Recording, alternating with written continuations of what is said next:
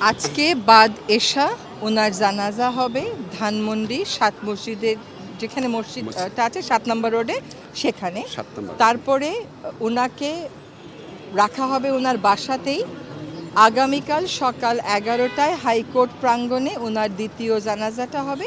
তারপরে ওখানে মিরপুর বুদ্ধিজীবীতে দাফন করা হবে।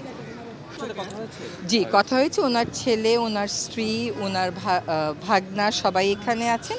ওনার মেয়ে থাকে বিদেশে, সে ফিরবে, কিন্তু তার জন্য আগে কথা ছিল অপেক্ষা করা হবে, এখন আর অপেক্ষা করা হচ্ছে। দাফনটা আগামীকাল হচ্ছে, বাদ জোহর, মিরপুর বুদ্ধিজীবী। কালার এক্সপার্ট, জর্জ স্যাপ এবং মাইল্ড অন হ্যান্ডস টেকনোলজি সমৃদ্ধ অরিক্স ক্রিস্টাল ওয়াশ আপনার লন্ড্রি এক্সপার্ট। আমাদের তো আর আজকে সহকর্মী না, আমাদের তো সেই কোর্টের, যত বছর কোর্টের বারান্দায় হাঁটি তত বছরের সহকর্মী। আমার অনেক স্মৃতি, কারণ আমি যে প্রতিষ্ঠানে আগে কাজ করতাম সেটার অনেক মামলা উনি করেছেন। আমি মনে করি আইন অঙ্গনে এমন সজ্জন, বিদ্বান, ভদ্র, প্রাজ্ঞ একজন আইনজীবী খুঁজে পাওয়া আসলেই দুষ্কর। একটা হাসান আরিফ স্যারের মৃত্যু মানে হচ্ছে আইনজীবী হিসেবে একজন প্রতিষ্ঠান চলে যাওয়া। দোয়া করবেন সবাই ওনার জন্য।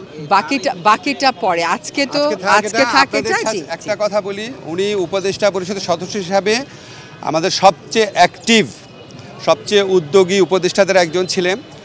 জাস্ট 4 দিন আগে যখন ইস্তিমুরের প্রেসিডেন্ট এসেছিলেন, উনি স্যারের সাথে টেবিলে বসেছিলেন। স্যার ভিতরে গিয়ে বলছিল যে কত উচ্ছল, আনন্দময়, প্রাণবন্ত মানুষ ছিলেন।